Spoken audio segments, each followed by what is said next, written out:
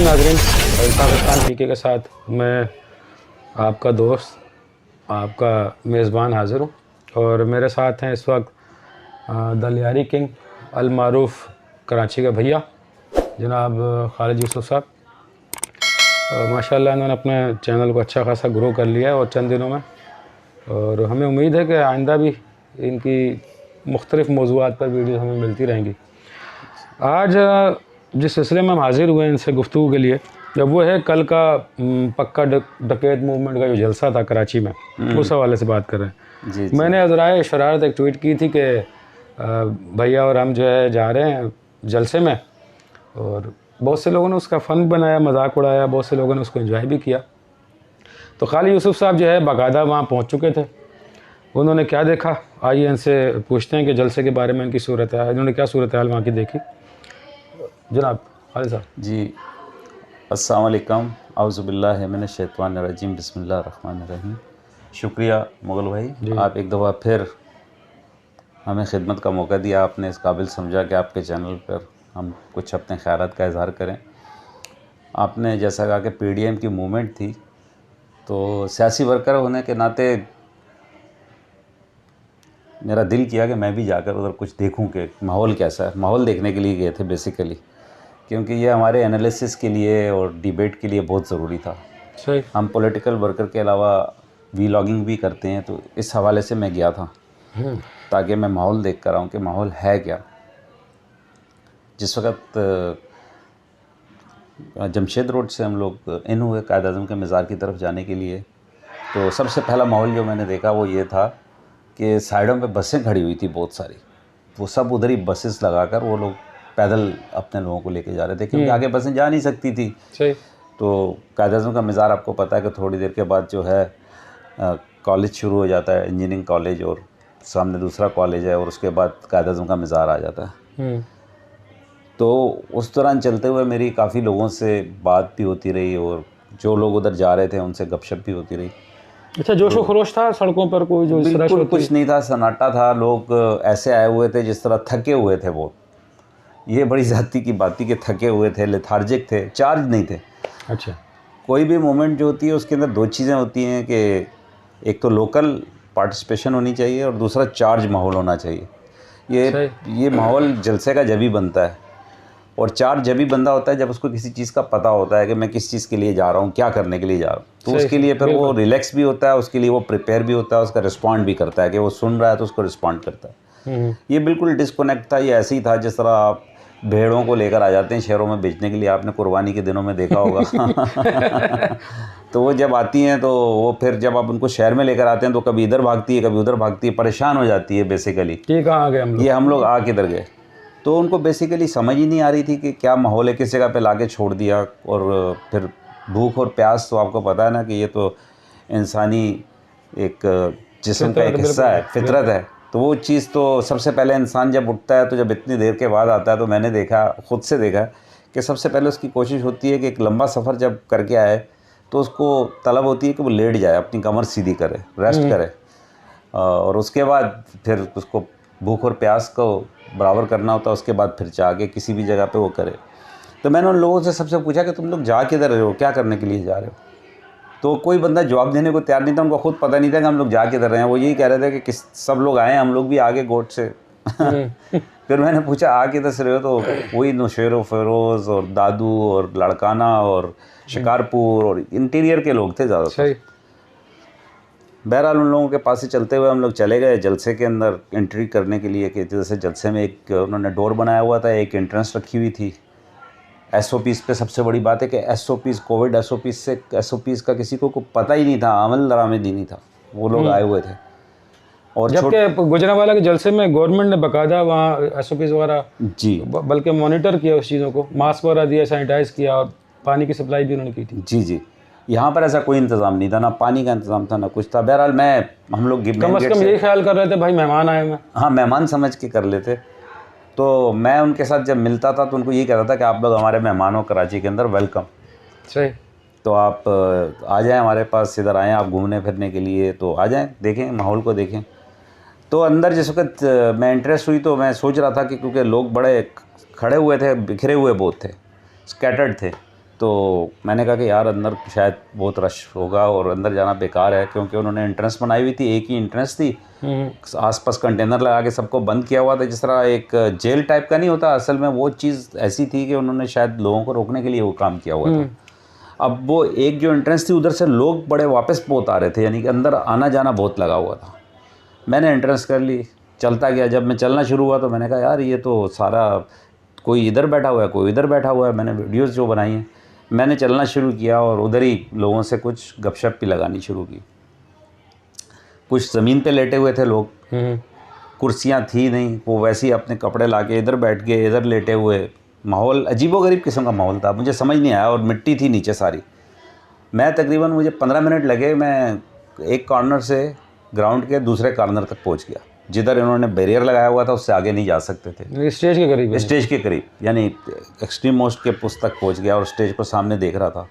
और स्टेज पे एक ही नारे लग रहा था बेसिकली। कोई आपस में ये लोग जेल भी नहीं हो रहे थे, क्योंकि 11 पार्टियां थी, लोग थे और आपस में जेल अप नहीं हो रहे थे, एक दूसरे को समझ नहीं रहे थे कि वो जो मिक्स अचार कहते हैं, तो वो अचार की सूरत हाल थी जी, कि वो केरी अलग नज़र आ रही, मिर्ची अलग नज़र आ रही है। सेम बिल्कुल ज़बरदस्त मिक्स अचार वाली।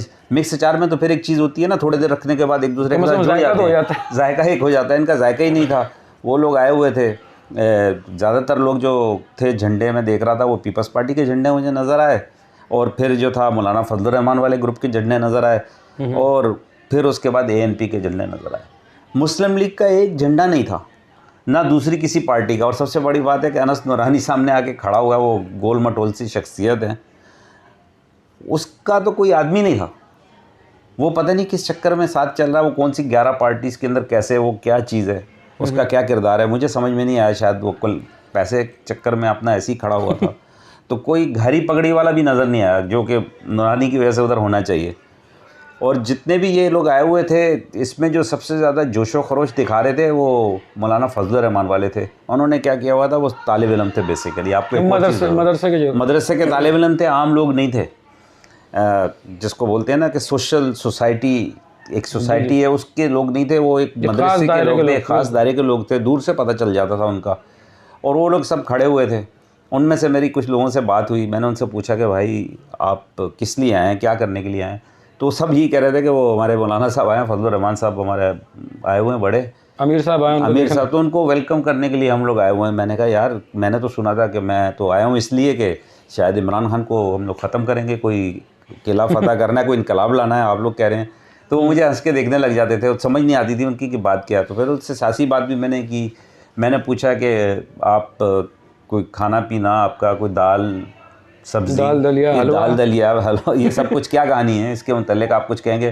तो आगे से हंस देते थे। तो एक ने मुझे कहा कि वो जी हम लोगों को तो मदरसे में सब कुछ खाना मिलता है, तो उसके मुतल्लिक उनके मुतल्लिक कुछ नहीं पता था कि अंडे महंगे हो गए या सब्ज़ी पर, यानी डेली रूटीन लाइफ से उनका कोई ताल्लुक़ नहीं था। वो बस आए थे रश लगाने के लिए, ताकि गवर्नमेंट को दिखा सकें कि ये रश है, हमारे पास इतने लोग आए हैं, और इसका इम्पेक्ट क्रिएट करना चाहते थे, बस, और कुछ नहीं था। और इसमें सबसे नेगेटिव रोल आप कह सकें, या कि एक ख़राब रोल जो था, वो पेड मीडिया अदा कर रहा था। जैसे आपके हामिद मीर साहब या ये सब लोग, पूरा रास्ता खुला हुआ था। ये 7:30 की बात है, मैन हुआ उस वक़्त जलसा जो था एक्सट्रीम पे था, यानी कि उसका फुल फ्लैज बस वही था उस वक़्त। मैक्सिमम लोग इनसाइड थे, और वो सब के सब बस थके हुए थे, बैठे हुए थे। तस्वीर हम साथ विजुअल इंशाल्लाह साथ पे चला रहे होंगे जी, विजुअल्स आपको इंशाल्लाह नाज़रीन आपको नज़र आ रहे हैं। तो बेसिकली बताने का ये मकसद है कि कराची के लोग कट ऑफ थे, बिल्कुल भी कराची की सोसाइटी कट ऑफ थी। अच्छा, कराची के मसाइल पर कोई बात हुई? कराची में जलसा हुआ, कराची के मसाइल के ऊपर तो बात ही नहीं हुई। हाँ, उसने मरियम ने एक बड़ी ज़बरदस्त कराची के मसाइल पर बात की। उसने कहा कि कराची से 14 MNA हैं PTI के, और इनके MPs हैं, तो इन MNA ने कोई कराची में कोई सड़कें बनाई, सड़कें टूटी हुई हैं सारी कराची की। वो तो 1 घंटा पहले पीपल्स पार्टी वालों ने बनवा दी थी। कराची का सारा वो सिस्टम डिस्टर्ब है।